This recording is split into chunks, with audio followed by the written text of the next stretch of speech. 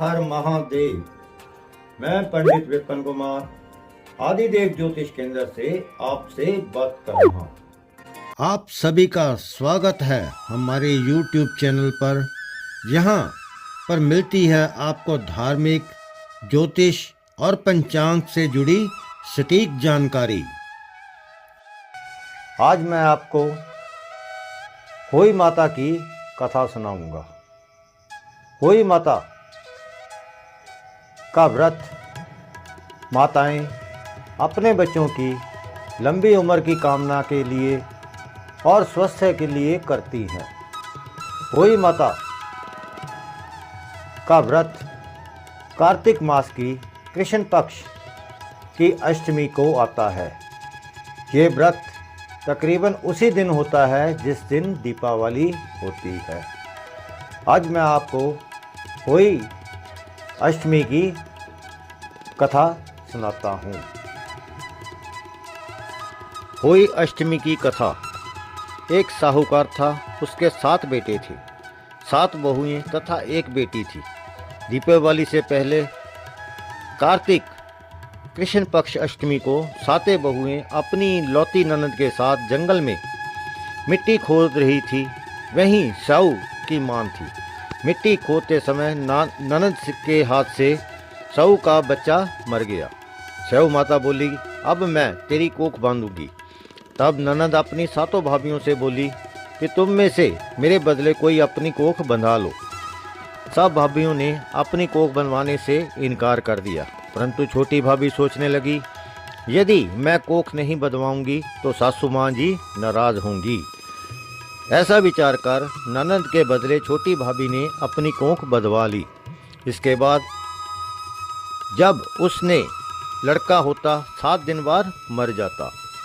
एक दिन उसने पंडित जी से पूछा कि मेरी संतान 7वें दिन क्यों मर जाती है। तब पंडित जी ने कहा कि तुम सुराई गाय की पूजा किया करो। सुराई गाय साहू माता की भाईली है, वह तेरी कोख छोड़े तब तेरा बच्चा जिएगा। इसके बाद वह बहू प्रातःकाल उठकर चुपचाप सुराई गाय के नीचे सफाई आदि कर जाती। गौ माता बोली कि आजकल कौन मेरी सेवा कर रहा है, सो आज देखूंगी। गौ माता खूब तड़के उठी, क्या देखती है, एक साहूकार के बेटे की बहू उसके नीचे सफाई कर रही है। गौ माता इससे बोली, क्या मांगती है। तब साहूकार की बहू बोली कि साहू माता तुम्हारी भाईली है, उसने मेरी कोख बांध रखी है, सो मेरी कोख खुलवा दो। गौ माता ने कहा कि अच्छा। तब गौ माता समुद्र पार अपनी भाईली के पास उनको लेकर चली। रास्ते में कड़ी धूप थी, तो वे दोनों एक पेड़ के नीचे बैठ गई। थोड़ी देर में एक सांप आया। उसी पेड़ पर गरुड़ पंखनी का बच्चा था, उसको डसने लगा। तब साहूकार की बहू ने सांप मारकर झाल के नीचे दबा दिया और बच्चे को बचा लिया। थोड़ी देर में गरुड़ पंखनी आई तो वहां पर खून पड़ा देखकर साहूकार की बहू के चोंच मारने लगी। तब साहूकारनी बोली कि मैंने तेरे बच्चे को नहीं मारा, बल्कि सांप तेरे बच्चे को डसने आया था। मैंने तो उससे तेरे बच्चे की रक्षा की है। यह सुनकर गरुड़ पंखनी बोली कि मांग तू क्या मांगती है। वह बोली, 7 समुंदर पार साहू माता रहती है, मुझे उसके पास पहुंचा दे। तब गरुड़ पंखनी ने दोनों को अपनी पीठ पर बिठाकर साहू माता के पास पहुंचा दिया। साहू माता उन्हें देखकर बोली कि आ बहन, बहुत दिनों में आई। फिर कहने लगी, बहन सिर में बहुत जूं पड़ गई है। तब सुराही के कहने पर बहू ने सिलाई से उसकी जुएं निकाल दी। इस पर साहू माता प्रसन्न होकर बोली कि तूने मेरे सिर में बहुत सिलाई गेरी है, इसीलिए तेरे 7 बेटे और बहुएं होंगी। वह बोली, मेरे तो एक भी बेटा नहीं, 7 बेटे कहाँ से होंगे। साहू माता बोली, क्यों, क्या बात है। तब वह बोली, वचन दे तो बताऊं। साहू माता बोली, वचन दिया, वचन से फिरूं तो धोबी के कुंड का कंकरी हूँ। तब साहूकार की बहू बोली, मेरी कोख तो तुम्हारे पास बंद पड़ी है। ये सुन साहू माता बोली, तूने मुझे बहुत ठग लिया।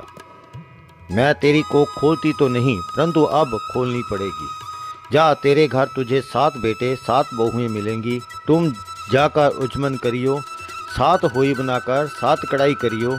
वह लौटकर घर आई तो वहाँ देखा 7 बेटे 7 बहुएं बैठे हैं। वह खुश हो गई। उसने 7 होई बनाई, 7 उजमन किए तथा कढ़ाई की। दीपावली के दिन जेठानियाँ आपस में कहने लगी, जल्दी जल्दी दोग पूजा कर लो। कहीं छोटी बच्चों को याद करके रोने लगे। थोड़ी देर में उन्होंने अपने बच्चों से कहा, अपनी चाची के घर जाकर देख आओ कि आज वह अभी तक रोई क्यों नहीं। बच्चों ने जाकर कहा कि चाची तो कुछ मान रही है, खूब उचमन हो रहा है। ये सुनते ही जेठानियाँ दौड़ी दौड़ी घर आई और जाकर कहने लगी, तूने कोख कैसे छुड़वाई? वह बोली, तुमने तो कोख बंधाई नहीं, तो मैंने कोख बंधा ली थी। अब सौ माता की कृपा करके मेरी कोख खोल दी है। सौ माता ने जिस प्रकार साहूकार की बहू की कोख खोली, इसी प्रकार हमारी खोलियो, कहने वाले तथा सुनने वाले तथा सारे परिवार की कोख खोलियो। आशा करता हूँ आपको मेरा वीडियो पसंद आया होगा। यदि आपको मेरा वीडियो पसंद आया, लाइक और शेयर करें, मेरे चैनल को सब्सक्राइब करें। हर हर